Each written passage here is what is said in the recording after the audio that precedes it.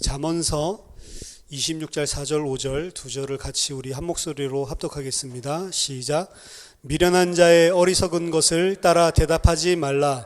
두렵건대 너도 그와 같을까 하노라. 미련한 자에게는 그의 어리석음을 따라 대답하라. 두렵건대 그가 스스로 지혜롭게 여길까 하노라. 아멘. 오늘부터 이제 우리가 새롭게 시가서, 지혜서에 대해서 같이 좀 공부를 하도록 하겠습니다. 시가서와 그리고 지혜서는 큰 관련이 없는 것 같죠. 하지만 시가서와 지혜서 전체를 합쳐서 유대인들은 성문서다라고 이야기를 합니다. 케투빔. 그래서 지혜서, 시가서라고 하면 우리가 가지고 있는 성경 중에 5권의 책이 있습니다. 욥기, 시편, 잠언, 전도, 그 다음에 아가서까지. 아가서가 왜 지혜서냐? 지혜서는 아니지만 시가서죠. 그래서 시로 되어 있기 때문에 이 5가지 책을 지혜서 그리고 시가서라고 같이 묶어서 이야기를 하고 있습니다. 이 과목에 대해서 이야기를 하면서 지혜에 대해서 우리들이 많이 좀 생각을 해볼 겁니다. 지혜서가 결국에 가장 중심된 주제가 지혜이기 때문에, 근데 지혜에 대한 이야기를 할 때에 다루어야 될 필요가 있는 가장 근본적인 것들에 대해서 이 과목 전체를 통해서 좀 이야기를 할 겁니다. 전체적으로 그 5가지 책에 대해서 다룰 건데 5가지 책에 대해서 세부적으로 살펴볼 수는 없고요. 전체적으로 그 5가지 책을 어떤 관점에서 우리들이 이해를 해야 되는지 이런 부분들을 다룰 겁니다. 시편과 아가서는 지혜서가 아니긴 하지만 어떤 면에서는 지혜서와 그리고 닮은 부분이 있습니다. 그것이 다른 이야기들처럼 우리가 오경에서 읽은 창세기라든지 이런 이야기처럼 스토리, 내러티브가 아니라 시로 지어져 있다는 겁니다. 시가서의 성격을 지혜서도 가지고 있거든요. 따라서 이 성경을 우리가 읽을 때 그냥 내러티브는 굉장히 읽기가 쉽거든요. 그냥 이야기고 스토리이기 때문에. 하지만 성경에서 보여주고 있는 시가의 특징이 무엇이고 성질이 무엇인지 여기에 대해서도 조금 이야기를 하게 될 겁니다. 제임스 쿠걸이라고 하는 학자는 시가서와 내러티브의 차이점에 대해서 말을 해주고 있는데 그 책에서 나온 내용들 토대로 약간 말씀을 나중에 드리겠습니다. 그리고 나서 더 구체적으로 전도서, 잠언, 그리고 욥기에 대해서 다룰 거고요. 그 후에 시편, 그리고 아가서에 대해서도 전반적인 부분들을 생각을 해보겠습니다. 아가서는 매우 쉽게 오해되는데 지혜서도 사실은 아니고 어떤 면에서는 단순한 시가서도 아니죠. 하지만 지금 이 과목에서 살펴보는 것이 가장 적절합니다. 선지서도 아니고 역사서도 아니기 때문에 아가서는 전통적으로 이렇게 지혜서와 시가서와 함께 엮어서 생각을 해봅니다. 단 아가서 같은 것은 그냥 시가서가 아니고 그거보다 좀 더 이상의 것을 많이 내포하고 있는 책이다라고 볼 수가 있습니다. 자, 이 과목 다루면서 우리가 가장 크게 생각해야 될 이슈가 구약 성경에서 지금 이 시가서와 지혜서라고 하는 부분이 하나님에 대해서 과연 뭐라고 말하고 있는가라고 하는 것입니다. 하나님은 어떤 분이고 또 그 하나님이 우리를 이 현실 세계, 역사 세계 속에 살게 하셨는데 그 하나님을 믿는다는 우리, 하나님의 백성이라는 우리는 이 현실에 대해서 어떻게 대처하고 살아가야 하는가? 구약 성경의 이 부분이 우리에게 구체적으로 어떻게 살라고 우리에게 이야기를 하고 있는 것인가? 이런 부분들, 이게 가장 많이 이야기 회자되고 있는 그 이슈들입니다. 이 책들의 주요 초점이 실제로 우리가 이 땅에서 살아가는 삶에 대해서 이야기하고 있는 것 같이 보이는 경향이 많기 때문에 그렇습니다. 하지만 그냥 단순하게 그냥 우리의 행동 지침 그 정도로 이해해서는 안 되죠. 성경 자체는 모두 다 그리스도께서 나에 대해서 이야기한 거다라고 이야기를 했기 때문에 기독교인으로서 예수님께서 가르쳐 주신 그 눈을 가지고 어떻게 이 부분을 이해를 해야 되는가, 어떻게 실제로 여기서 삶에 대해서 이야기하고 있는 부분들을 활용해야 되나라는 부분들을 우리가 생각을 해봐야 됩니다. 어떤 면에 있어서 지혜서보다는 이런 부분에 있어서는 시편이 훨씬 더 쉬운 부분입니다. 왜냐하면 시편에서 이야기하고 있는 부분들은 설교에서도 많이 인용이 되고, 시편 안에서 우리가 그 하나님을 찬양하고, 우리가 괴로울 때 기도하고, 또 우리가 고난당할 때 어떻게 하나님을 의지해야 되는지 이런 부분들을 굉장히 잘 보여주고, 또 기쁜 일이 생겼을 때 어떻게 하나님께 해야 되는지 이런 부분들을 구체적으로 적용할 수 있는 부분들이 시편에 많이 나와 있기 때문에 굉장히 쉽다라고 보입니다. 그리고 또 잠언 또한 그런 맥락에서 쉽게 이해되졌습니다. 왜냐하면 잠언을 읽어보면 굳이 기독교인이 아니라도 읽어보면 굉장히 도움이 될 만한 이런 지혜의 말들이 많이 있기 때문에 그런 삶을 적용하는 것에 있어서 굉장히 좀 쉬워 보이죠. 하지만 가장 어려운 것이 어떻게 보면 욥기와 전도서라고 볼 수 있습니다. 욥기와 전도서는 읽어보면 굉장히 많은 부분들을 고민하게 되고, 실제로 시편과 잠언서를 적용하는 것과는 조금 다른 차원에서 생각을 해볼 수가 있단 말이에요. 그래서 굉장히 어려운 책으로 이야기를 하고 있습니다.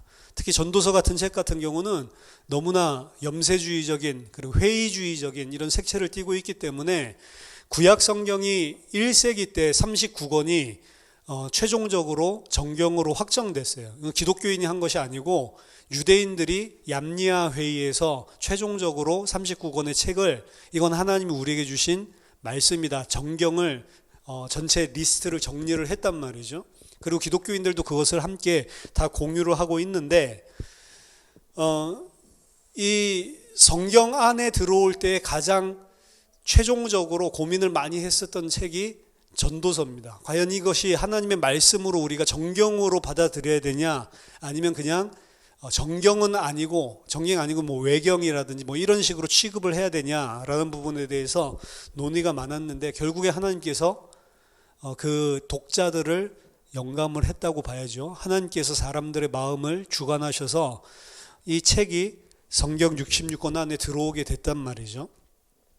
시편과 잠언서를 적용하기가 쉽다라는 이야기를 했을 때 우리는 흔히 기독교적인 도덕과 윤리적인 적용을 하는 걸 이야기하는 거예요. 그 관점에서 봤을 때 시편이나 잠언은 굉장히 실생활 적용에 쉽다는 거죠.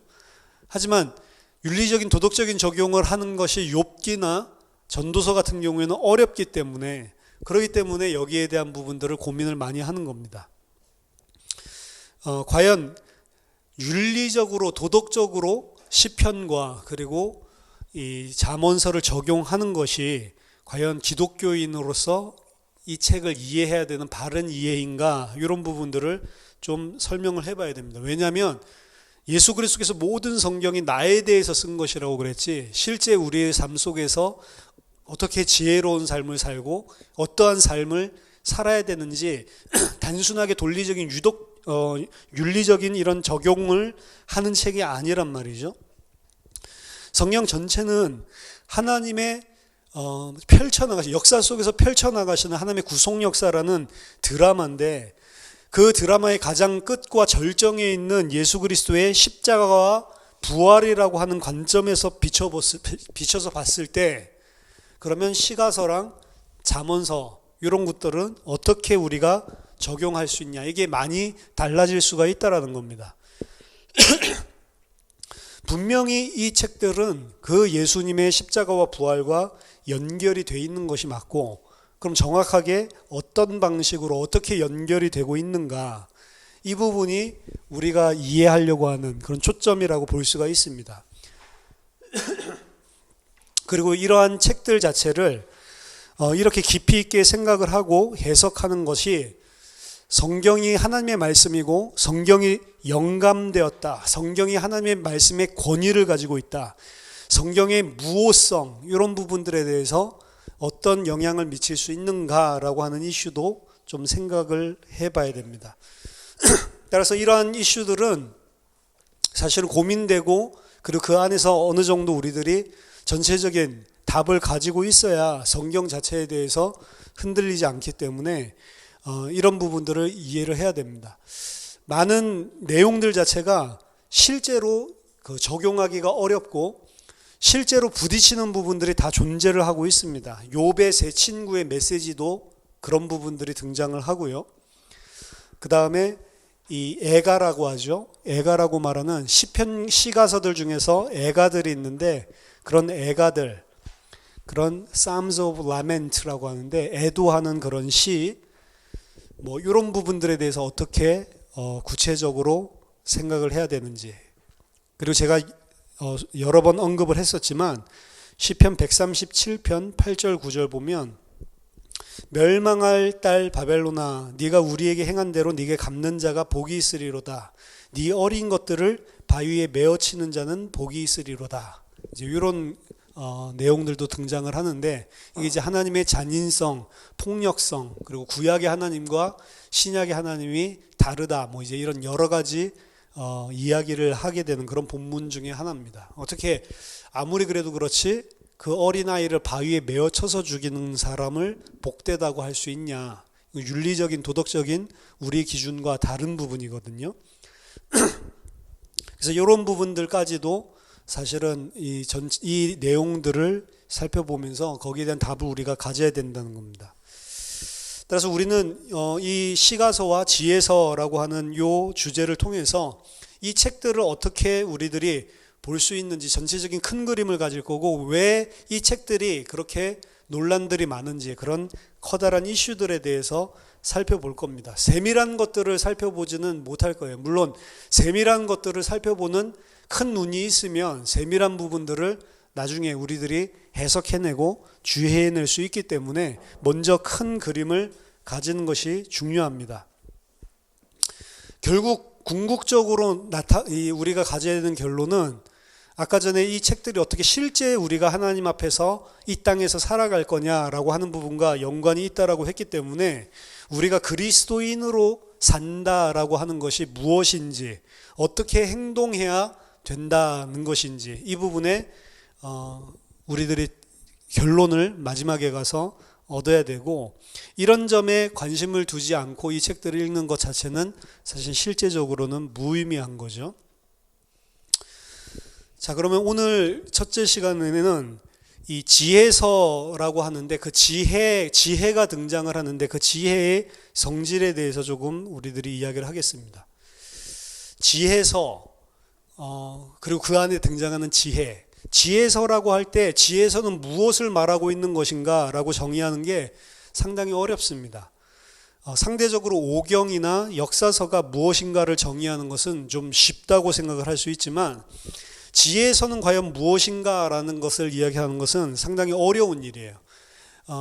아까 전에 말씀드린 그런 도덕적인 윤리적인 실제 행동 강령 지침 이 정도로 이해를 하는 것이 대부분이고, 그렇게 과연 봐야 되냐라고 하는 부분들을 우리가 생각을 해봐야 된다는 것입니다.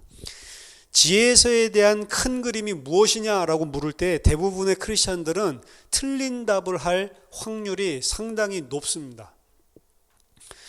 욥기, 잠언서, 그리고 전도서는 굉장히 다른 책들입니다.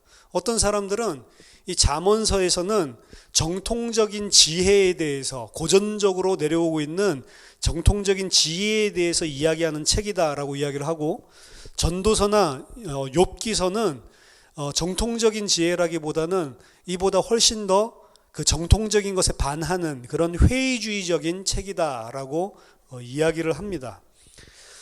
그러면 어떻게 똑같이 지혜서인데 성경 전체가 한 권의 책이고 가장 핵심적인 한 주제를 이야기하는 책이라고 했을 때 어떻게 이 지혜서라고 이 전혀 다른 책같이 보이는 이 책들이 한 범주 안에 엮여질 수 있겠냐, 이 부분에 대해서 한마디로 표현을 하기가 힘들다는 거죠. 따라서 각 책들에 대해서 다루겠지만 지금은 먼저 일반적으로 이들에 대해서 이야기를 하려고 그럽니다. 이 책들을 함께 묶을 수 있냐 없냐라고 묻는 것은 지혜서가 과연 무엇이냐라고 묻는 것과 같은 거예요. 그래서 먼저 지혜서가 무엇인지 이 부분들을 우리가 정의를 해야 됩니다. 이 세 가지 책, 전혀 다른 것 같은 이런 책들을 어떻게 지혜서라고 묶을 수 있냐라고 하는 것은 지혜서가 뭔지에 대한 개념, 정의부터 우리가 먼저 가져야 되는 거죠. 자, 지혜서는 한마디로 말씀드리면 어떻게 우리의 인생을 능숙하게 다룰 수 있냐, 어떻게 하는 것이 우리의 인생을 능숙하게 다루는 것이냐라는 관심이 다 있는 책이라고 볼 수 있습니다. Mastery of Life라고 하는데 어떻게 삶을, 인생을 마스터할 수 있냐, 우리가 어떻게 우리가 인생을 다룰 것인가, 하나님의 세계 안에서 어떤 삶을 우리가 살고 있는가, 그리고 그 삶을, 그 인생을 우리가 정말 하나님의 뜻대로 능숙하게 잘 다루고 있냐라고 하는 부분입니다. 좋을 때나 나쁠 때나 무슨 일이 잘 풀릴 때나 잘 풀리지 않을 때나 어떻게 하나님의 세계 속에서 우리는 반응을 하면서 인생을 다루면서 살고 있냐라는 거예요. 그러니까 굉장히 중요한 부분이죠.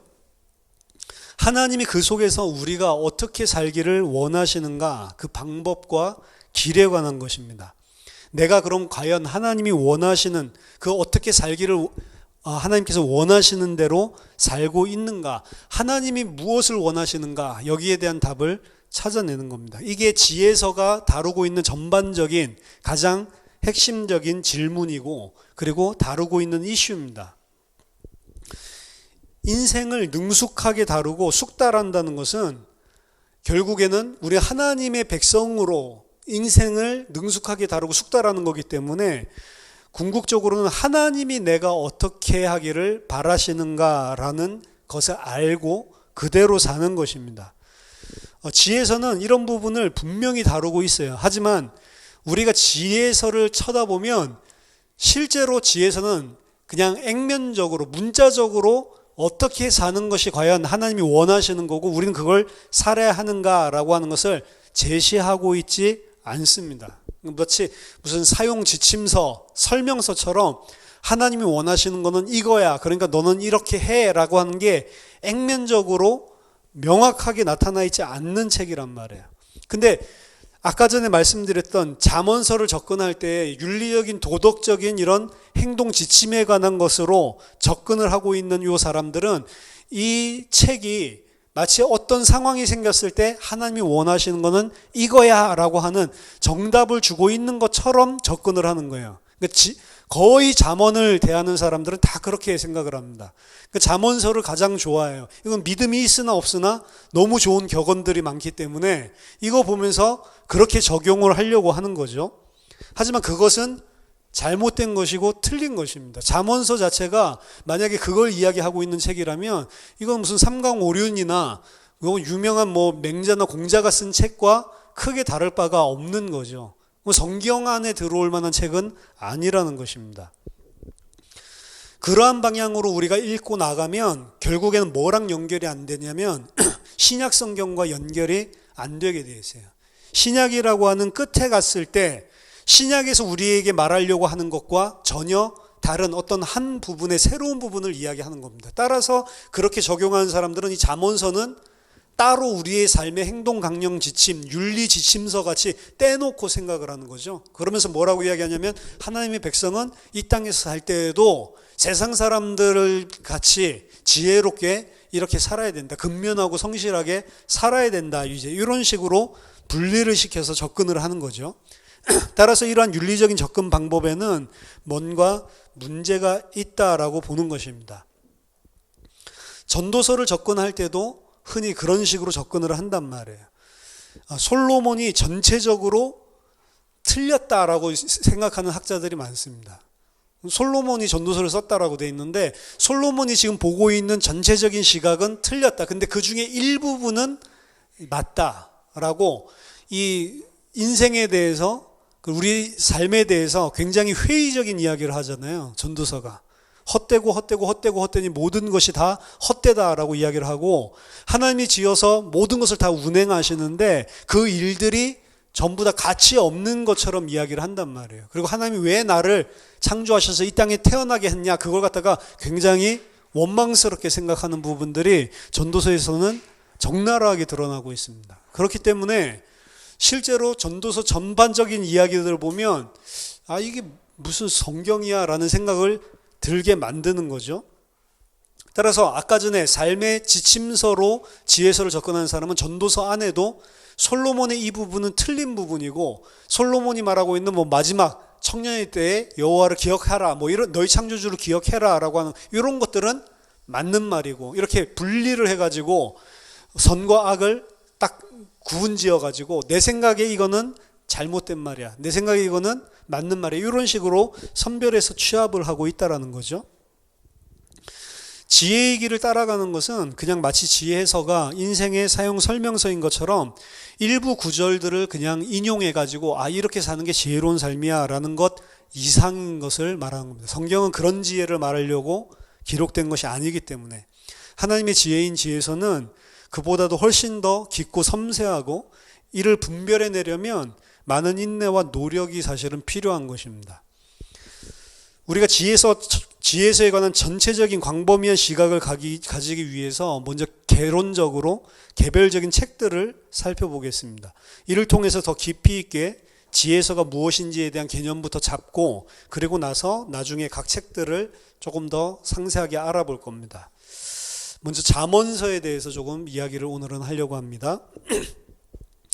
잠언서는 지혜 있는 자의 삶의 숙련, 삶을 마스터하는 것, 이 주제와 굉장히 잘 들어맞습니다.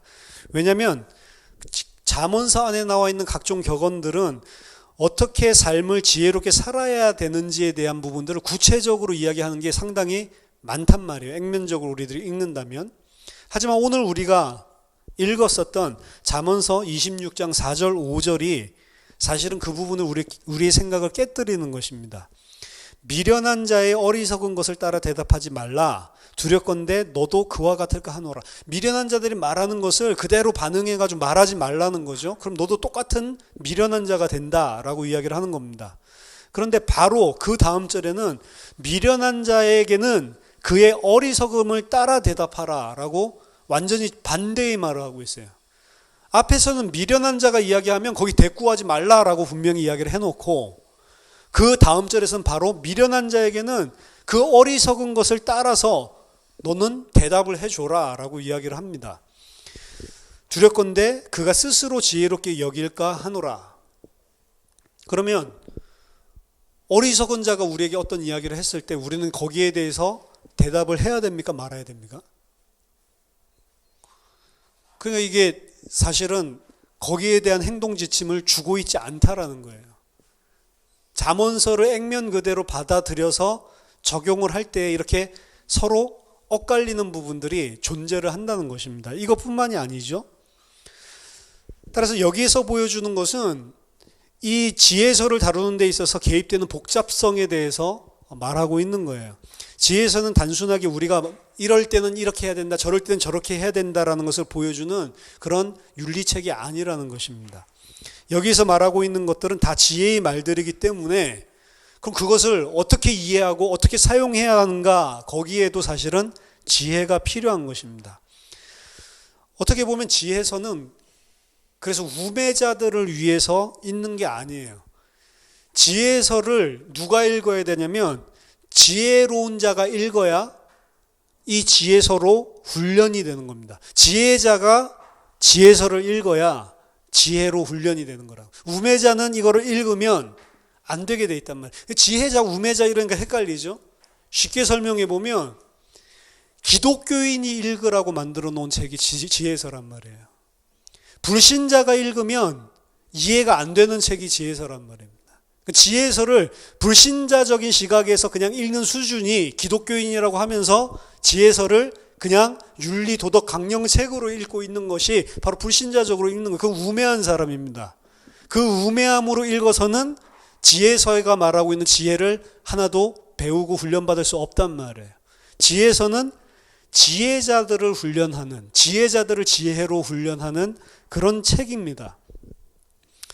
따라서 지혜서는 어떤 면에서는 우리에게 지혜를 가르치고 있는 책이긴 하지만 이 지혜서를 바르게 읽고 그 지혜를 배우기 위해서는 그 말이 무엇을 의미하는지 상황 자체를 이해할 수 있는 지혜가 있어야 된다는 거예요. 윤리 도덕적으로 그냥 일반적인 삶에 적용할 때도 마찬가지입니다. 미련한 자, 어리석은 자의 대답하는 것을 따라서 말을 하고 대답하는 것을 따라서 말하지, 대꾸하지 않는 것은 상황에 따라서 다른 거예요. 어떤 경우에는 그 사람이 말하는 것을 그대로 수용하고 나도 그 수준이 돼서 말해줘야 될 때가 있는 거고, 어떨 때는 그걸 아예 무시하고 대답하지 않아야 될 때가 있는 거란 말입니다. 그건 이럴 때는 저렇게 해라, 저럴 때는 저렇게 해라가 아니고 지혜자가 그 시츄에이션을 분명히 분별을 하고 선별을 해가지고 내가 여기에서 어떻게 행동을 해야 되는지, 그러니까 지혜서는 거기에 대해서 이야기를 전혀 안 하고 있단 말이에요. 따라서 어떠한 시츄에이션에 맞는가라는 것을 분별해내는 지혜가 있어야지만 사실 이 지혜서가 말하는 것들이 효과가 있다는 거죠. 따라서 이러한 긴장, 이렇게 지혜서 안에 뭔가 부딪히는, 지혜는 그냥 단순하게 액면적으로 받아들이는 것이 아니고 상황적인 거다라고 하는 것을 지혜서 곳곳마다 이렇게 심어놨단 말입니다. 잠언서 10장 15절 16절을 보면 부자의 재물은 그의 견고한 성이요 가난한 자의 궁핍은 그의 멸망이니라. 의인의 수고는 생명에 이르고 악인의 소득은 죄에 이르느니라. 부자의 재물은 견고한 성이래요. 하지만 가난한 자의 궁핍은 그 사람의 멸망이라고 이야기를 하고 있습니다. 따라서 상당히 재물과 부에 대해서 긍정적인 견해를 보여주고 있습니다. 부자가 좋다는 거예요. 가난하면 궁핍이 그를 멸망시킨다라고 이야기를 하고 있는 겁니다. 그러니까 이런 말들 나오니까 좋아하죠. 물론 악인과 의인에 대한 부분은 분명히 분별을 하고 있어요. 그 다음 절을 보니까. 왜냐하면 의인의 수고는 생명에 이르고 악인의 소득은 죄에 이른다라고 하는 말을 분명히 하고 있기 때문에, 하지만 우리가 의인이라고 봤을 때, 하나님 백성이라고 봤을 때에는 그럼 우리가 열심히 해서 돈을 많이 버는 것이 생명이고 일을 하지 않고 궁핍에 이르면 그것은 멸망인가라는 부분들을 볼 수 있는 거죠. 분명히 여기에서는 부와 재물에 대해서 굉장히 긍정적인 평가를 하고 있는 것입니다. 하지만 11장 4절 같은 곳에서는 다른 말을 하고 있어요. 재물은 진노하시는 날에 무익하나 공의는 죽음에서 건지느니라. 그리고 11장 28절에 보면 자기의 재물을 의지하는 자는 패망하려니와 의인은 푸른 잎사귀 같아서 번성하리라 라고 이야기를 합니다. 따라서 부와 재물은 잠언서에서 좋은 것이라고 이야기하냐 아니면 나쁜 것이라고 이야기하냐라고 질문을 한다면 잠언서는 그것이 어떤 상황이냐에 따라서 달라질 수 있다라고 이야기를 하는 거예요. 어떤 상황에서는 그것이 좋은 것이 될 수도 있고 어떤 상황에서는 그게 나쁜 것이 될 수 있다는 겁니다. 상황에 따라서 변할 수가 있다는 거예요.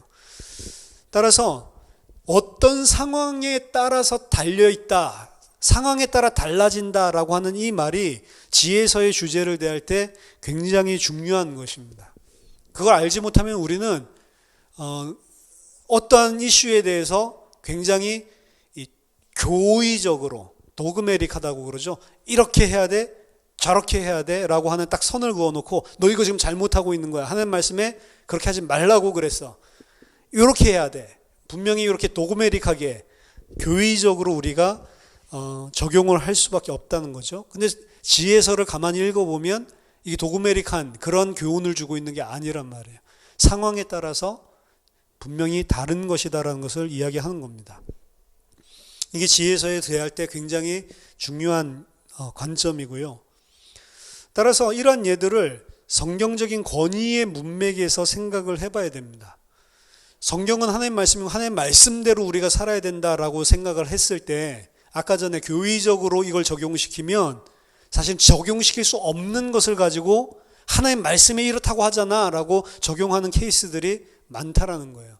그럼 절대적인 진리를 말하는 책인데 그러면 이 두 가지 상충되는 이야기를 하고 있는 이 책을 보면서 그럼 어떻게 해야 되냐, 그럼 어떤 게 하나님의 말씀의 권위냐라고 하는 부분들을 생각하게 되는 거죠. 성경이 가지고 있는 절대적인 권위, 하나님의 권위라고 하는 것은 무엇인가? 이 부분에 대해서 생각을 해봐야 돼요. 그 권위는 단순하게 우리가 성경에서 말하는 대로 이렇게 성경 그냥 액면적으로 그대로 받아들이고 해야 돼. 그거 이상의 것들을 이야기하고 있는 책이라는 겁니다. 따라서 잠언서의 권위는 단순히 그것이 무엇을 말하고 있냐에 따라서 야 잠언서에서 이렇게 말하니까 이렇게 하는 게 하나님 뜻이야. 이런 식으로 적용하기가 어렵다라는 것을 자체적으로 보여주고 있다는 거예요. 잠언서의 권위는 그것보다 그 이상에 있다라고 하는 것입니다. 그 잠언서의 권위를 어디서 찾아야 되냐? 이런 부분들을 생각을 해봐야 되는 거죠. 한 가지 사실에 대해서 여러 가지로 다르게 이야기를 하고 있기 때문에 따라서 잠언서 자체는 이것을 무슨 우리의 참고서 매뉴얼적으로 생각을 해서 잠언서에서 이렇게 사는 게 지혜로운 삶이래 라고 적용하는 것을 할 수 없게끔 스스로 그러한 엇갈리는 부분들을 내포하고 있다. 우리가 어떻게 이 잠언을 읽어야 될지를 잠언 스스로가 사실은 내포하고 있다라고 보는, 그런 식으로 읽어서는 안 된다라고 하는 것을 잠언서가 보여주는 것입니다. 잠언서는 단순히 인용되고 읽기 위해서 준 책이 아니라 여기서 하고 있는 지혜의 말들을 깊이 있게 생각하고 묵상해서 궁극적으로 어떠한 삶 속에 연결하기를 하나님께서 원하시는지 그거를 찾아내야 되는 지혜가 필요한 거예요. 그러지 않으면 잠언서는 하나님께서 주신 의도대로 못 읽게 돼 있습니다. 그것들이 무엇을 말하고 있는가를 이해하고 그 다음에 그 이해를 통해서 우리가 적용을 해야지만 되기 때문에 고민을 좀 해봐야 되고 그리고 연결들을 좀 시켜봐야 됩니다. 잠언서의 의미는 우리가 생각했었던 것들처럼 그렇게 분명한 게 아니란 말이에요. 여러 가지 엇갈린 이야기들을 하고 있고 매우 희미하고 분명하지 않습니다. 마치 이 잠언서를 포스트모더니즘에 영향받은 사람들이 보면 이렇게 엇갈린 부분들을 보면서 오히려 반색을 취할 수도 있어요. 왜냐하면 어떠한 도그메릭한 이야기를 하는 게 아니고 어떤 상황과 어떤 환경에 따라서 달라질 수 있다라고 하는 게 그게 포스트모던이거든요. 절대적인 진리는, 절대적인 권위는 없고 상황에 따라서 개인에 따라서 적용되어지는 진리와 기준은 다 다르다. 그걸 인정하는 게 이 신정통주의랑 그리고 포스트모더니즘입니다. 신정통주의에서 이야기하는 것은 뭐라고 이야기하냐면 예를 들어서 성경이 하나님의 말씀이다. 그건 상황에 따라서 다르다는 거죠. 어떤 사람에게는 이 성경이 하나님의 말씀이지만 어떤 사람에게는 이 성경이 하나님의 말씀이 아니다. 어떤 말씀은 분명히 하나님의 말씀인데 그 말씀이 하나님의 말씀이 될 수도 있고 안 될 수도 있다. 뭐에 따라서 달라져요? 그 말씀이 성령으로 내 속에 역사할 때만 그게 하나님의 말씀이지 역사 안 한다면 그건 성경이 아니다. 그래서 성경을 우상화하지 마라 라고 이야기를 합니다. 일견 맞는 말이거든요. 근데 이제 그런 것들이 전부 다 포스트모더니즘적인 사고들이 이제 발달되면서 오는 그런 생각들이란 말이에요. 포스트모더니즘에서는 절대적인 게 없습니다. 그래서 각자 개인의 취향과 각자 개인의 어떤 이 고유성을 다 인정해주고 어떤 것을 내세워서 이렇게 해야 돼라고 하는 그런 권위를 다 무너뜨리는 게 포스트모더니즘이거든요. 그게 뭐냐? 그게 지금 우리가 살고 있는 사회라고요. 옛날에는 이렇게 해야 돼라고 하는 게 분명했지만 그것들이 점점 무너지는 쪽으로, 해체되는 쪽으로 발전되고 있고 그게 우리에게도 상당한 영향을 줬단 말이에요. 주고 있습니다. 지금도. 따라서 이것은 신정통주의자들이 생각하는 율법과 상당히 비슷하다라고 볼 수가 있습니다. 그들은 분명하게 보이는 모든 성경의 내용들조차도 상대적인 것으로 다 불분명하고 희미한 것으로 만들어버린단 말이에요. 율법은 그것을 따르려고 노력할 때에만 분명하게 보인다라고 이야기를 합니다. 따라서 지혜서와 율법서 사이에는 어떤 교차점이 존재를 하고 있습니다. 그리고 이 교차점이 지혜서를 구약 성경의 중심으로 끌고 들어가는 거예요. 잠언서를 알고 어떻게 이용하는지를 알기 위해서는 노력이 필요합니다. 그리고 잠언서는 그저 지혜로운 말들의 책들이 아니고 지혜로운 사람들을 위한 책인 거예요. 잠언서 22장 6절에 보니까 마땅히 행할 길을 아이에게 가르치라. 그리하면 늙어도 그것을 떠나지 아니하리라. 이건 너무 쉬운 말이죠.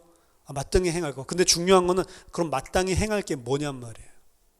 아이들에게 가르치라고, 어렸을 때부터 가르치라고 하는데, 그래야 늙어야 떠나지 않는다라고 하는데, 그러면 이것을 아이들 그럼 가르쳐야 되는 내용은 뭐고, 그냥 가르쳐야 되는 내용이 뭐 복음이다, 뭐 진리다, 뭐 이렇게 이야기를 하지만 실제적인 삶들 속에는 아이들을 어떻게 해야 돼요?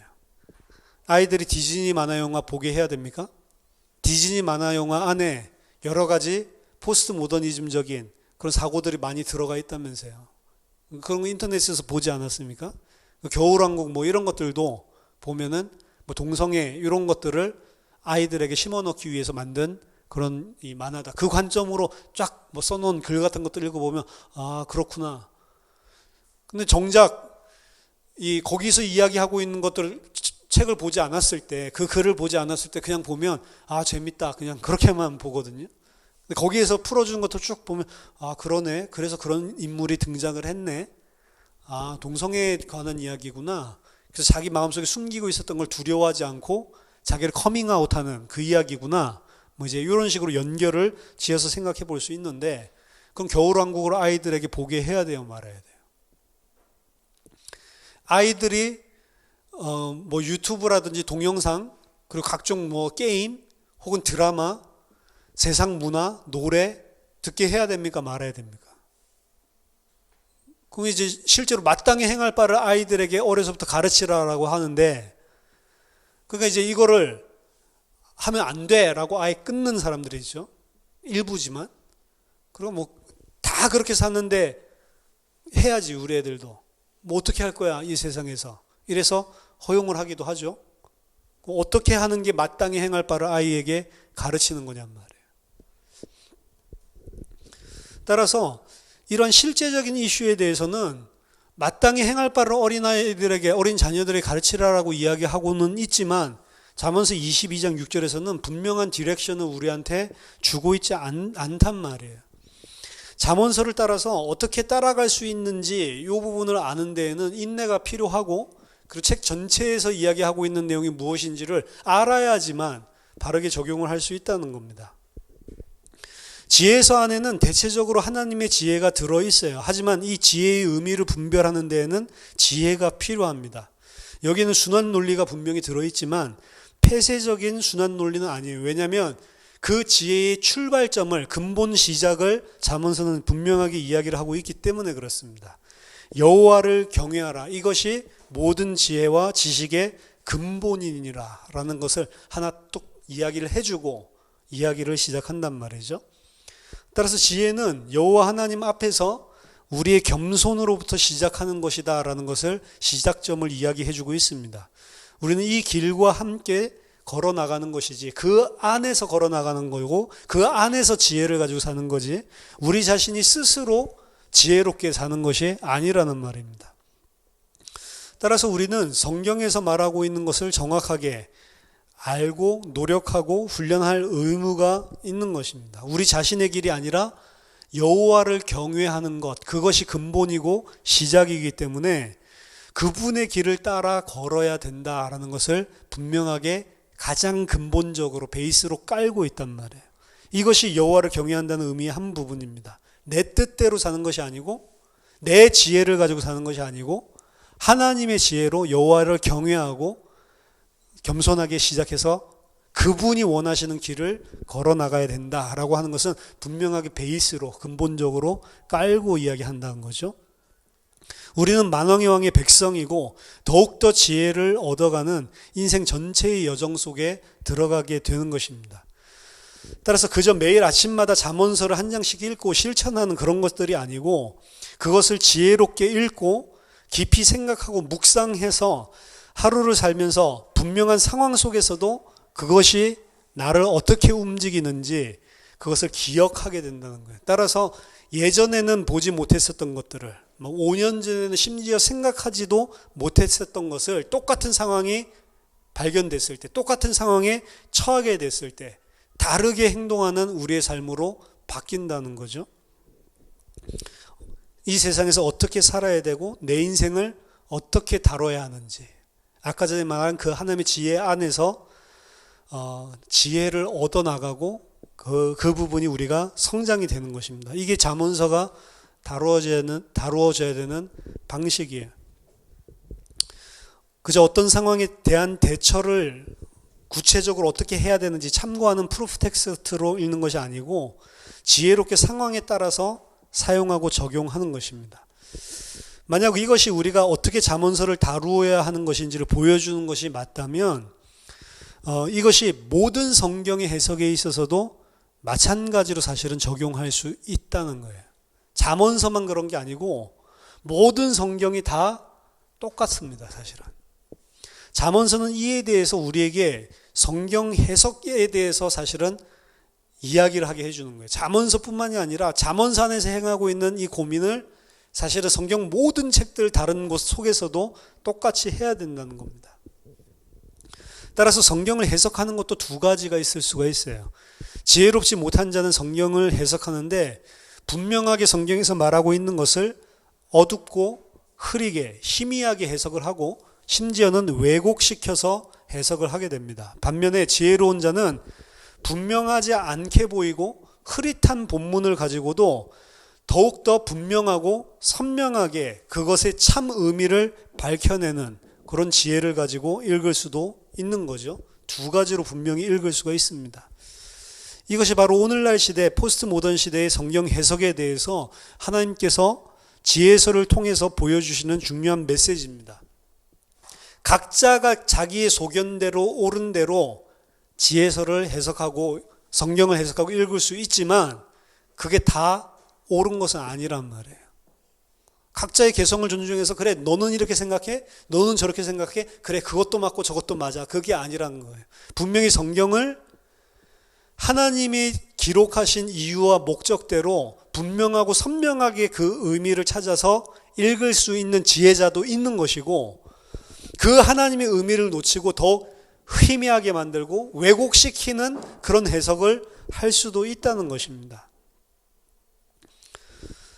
따라서 성경을 분명히 자기의 주관에 대해서 이야기를 하고 자기의 주관대로 이해하고 해석을 할 수 있지만 그것은 성경이 이야기하고 있는 절대적인 진리는 아니라는 거예요. 성경은 분명하게 절대적인 진리를 이야기하고 있습니다. 아무리 포스트 모던 시대에 절대적인 진리는 없다, 성경도 그렇게 읽어서 안 된다 이야기를 해도 그것은 우매자가 이야기하는 거고 정말 지혜자가 있으면 성경에서 말하고 있는 절대적인 진리를 이야기할 수 있는 거죠. 따라서 상대적인 진리만을 전할 수 있는 이런 포스트모던적인 그런 사회와 지혜서에서 이야기해주고 있는 것은 일견 같은 맥을 타고 있는 것 같이 보이지만 상황에 적용시킨다는 면에서 하지만 다르다는 거예요. 절대적인 진리를 분명히 이 안에는 내포를 하고 있다라는 겁니다. 따라서 성경의 메시지를 상대주의자들이 이야기하는 것처럼 절대 진리를 희석시키는 쪽으로 왜곡시켜서 읽으면 안 돼요. 이들에게 지혜서는 분명한 성경 해석에 대한 메시지를 주고 있는 것입니다. 따라서 제가 말씀드린 상황에 따라서 이해를 해야 된다. 상황적인 지혜서의 상황적인 이런 특성, 이 부분에 대해서 이야기를 했지만 이것은 신정통주의자들이나 회의주의자들, 철학자들이 이야기하는 그런 상대주의가 아니라는 거예요. 상황에 따라서 다르다고 하는 것은 그들이 말하는 것처럼 상대화시킨 진리나 그런 인식론적인 결론을 주장하려는 것이 아니라는 거죠. 따라서 우리가 이번 주제를 통해서 말하고자 하는 것은 하나님 안에서 신실함 속에서 지혜로운 해석, 그것이 지혜로운 해석을 할 수 있는 전체적인 틀에 관한 것을 이야기해 주려고 하는 겁니다. 이 지혜는 우리가 성경을 해석하는데 최고의 틀을 제공해 줄 수가 있는 것입니다. 따라서 성경을 해석하는 데 있어서도 지혜의 영역이 분명히 존재를 하고 있다는 거예요. 잠언서는 굉장히 실용적인 책이긴 하지만 우린 그 실용적이라는 개념을 성경 속의 각각 구절들 속에서 참고 구절로 찾아내는 식의 접근과 혼동을 해서는 안 됩니다. 이 개념은 그것이 아니고 어떤 것을 어떻게 살아라 그걸 말하는 게 아니고 인생 자체를 큰 틀을 가지고 인생 전체적인 거를 어떻게 우리가 숙련되고 마스터할 수 있냐라는 거예요. 그것은 그렇게 쉬운 것은 아닙니다. 인생 전체로 우리가 하나님의 뜻을 알아서 완전히 마스터를 할 수 있다. 이것은 상당히 어려운 일입니다. 쉬운 것이 아니죠. 도널드 벨이라고 하는 사람은 구약의 지혜서와 시가서에 대한 개론책을 썼는데요. 그 개론책에서 벨이는 지혜에 대해서 이렇게 정의를 합니다. 지혜는 종교적인 추구로서의 생각을 단련시키는 것이다. 그러니까 종교가 추구하고 있는 것을 지혜서를 통해서 우리가 그대로 생각을 하려고 우리 생각을 단련시키는 게 지혜서다라고 이야기를 하는 거예요. 이것은 별로 좋은 정의가 아닙니다. 이 말대로라면 생각을 우리가 잘 단련시키면 제대로 살게 될 것이다 라는 의미를 함축하고 있어요. 성경 지혜서에서 말하고 있는 대로 우리가 생각을 하고 우리가 이대로 행하도록 그 지향점을 가지고 우리 생각을 계속 바꿔나가고 훈련을 시키면 우리는 제대로 된 잘 살게 되는 삶을 살게 될 거다라는 게 이 베리의 주장이거든요. 생각은 분명히 종교적인 추구 속에 들어가 있어서 그 생각을 분명히 우리가 영향을 받아야 되는 건 맞지만 더 중요한 것은 생각보다도 성경에서 말하고 있는 더 중요한 것은 마음에 가는 겁니다. 중심에 가는 거예요. 그냥 인식론적인 것이 아니고 우리의 마음에 관한 부분을 성경은 이야기한단 말이에요. 따라서 지혜는 생각을 이렇게 하는 게 지혜로운 거야. 그래서 그쪽으로 단련시켜서 더 윤택한 삶을 추구하는 그게 아니고 우리의 마음, 생각과 마음, 그 전인격적인 것을 더 깊이 있게 건드리고 있는 게 지혜서라는 겁니다. 욥기와 전도서를 생각해 보세요. 여기는 종교적인 추구로서 생각을 단련시키는 것에 대해서 나타나 있지 않습니다. 오히려 그 속에 인간의 더 깊은 감정 그리고 뭔가 우리가 불확실성에 의해서 생기는 의심 이런 부분들을 사실은 가득 차 있단 말이에요. 욥기 같은 것들을 읽어보면 베리는 또한 지혜서가 인간의 하나님과 세상에 대한 반응들로 채워져 있는 성경 문서다 이렇게 이야기를 합니다. 하나님과 세상에 대한 인간의 반응에 대해서 쓰고 있는 게 지혜서다라고 이야기를 해요. 하지만 이것은 너무 무미건조한 말이고 지혜서 속에서 이야기하고 있는 지혜가 무엇인지를 정말로 알려고 하면 그냥 이렇게 간단하게 표현할 수 없다라는 사실을 알게 되어 있습니다. 욥기와 전도서는 단순하게 인간들이 반응한 걸 써놓은 책이 아니란 말이야. 이 책 안에는 인간들이 가지고 있는 시급성 그리고 절박성이 다 담겨져 있고 어떻게 하면 만물을 다스리는 절대적인 주권을 가지고 있는 하나님이라고 하는 문맥 속에서 우리가 우리 삶에서 매일 일어나고 있는 이 이슈들을 해석할 수 있냐라고 하는 더 깊은 것들을 우리에게 몸부림치게 만들어준단 말이에요. 하나님이 살아계시면 어떻게 이럴 수가 있어? 정말로 그리스도가 성령으로 나와 함께 하시는데 어떻게 이런 일들이 벌어질 수 있어? 라고 하는 게 우리 일상생활이란 말이에요. 거기에 대한 부분들을 깊이 있게 고민하고 몸부림치는 게 사실은 지혜서들에 드러나고 있는 부분들이란 말이에요. 그냥 단순하게 어떤 일이 생겼을 때 우리가 반응하는 그게 아니고 큰 문맥은 하나님이 계시고 하나님이 절대 주권을 가지고 모든 것을 다 주관하고 있다라는 것을 전제로 그럼 왜 이런 일이 벌어지지? 이게 이제 지혜서에서 몸부림치고 있는 내용이란 말이에요. 따라서 잠언서 안에는 하나님에 대한 부분들을 근본적으로 깔고 있기도 하고 또 하나님이 살아계시면 어떻게 하면 어떻게 이런 일이 생길 수 있지? 라고 하는 이런 하나님의 권위에 대한 거꾸로 된 관점도 포함이 되어 있는 거예요. 잠언서조차도. 지혜서는 율법과 계명에 가장 가까운 관계를 지니고 있습니다. 지혜서는 현인들, 와이즈맨에 의해서 기록이 됐는데 그들은 우리 하나님과의 언약적인 관계에 비춰서 어떻게 행동하는 것이 옳은지에 대해서 보여주고 있는 거예요. 그게 율법이랑 비슷한 의미거든요. 율법과 마찬가지로 지혜서는 우리에게 어떤 패턴을 보여주고 있습니다. 물론 계속 이야기한 것처럼 그 패턴을 우리가 분별해낼 수 있는지 없는지는 지혜가 필요한 것이지만, 지혜서는 분명히 율법서처럼 우리에게 어떤 패턴을 이야기해주고 있는 것입니다. 잠언서 8장과 욥기서 28장에서는 비밀 속에 이 지혜가 숨겨져 있고 그것을 찾아내라고 간청을 하고 있어요. 욥기서 28장 12절 13절 보니까 그러나 지혜는 어디서 얻으며 명철이 있는 곳은 어디인고 그 길을 사람이 알지 못하나니 사람 사는 땅에서는 찾을 수 없구나.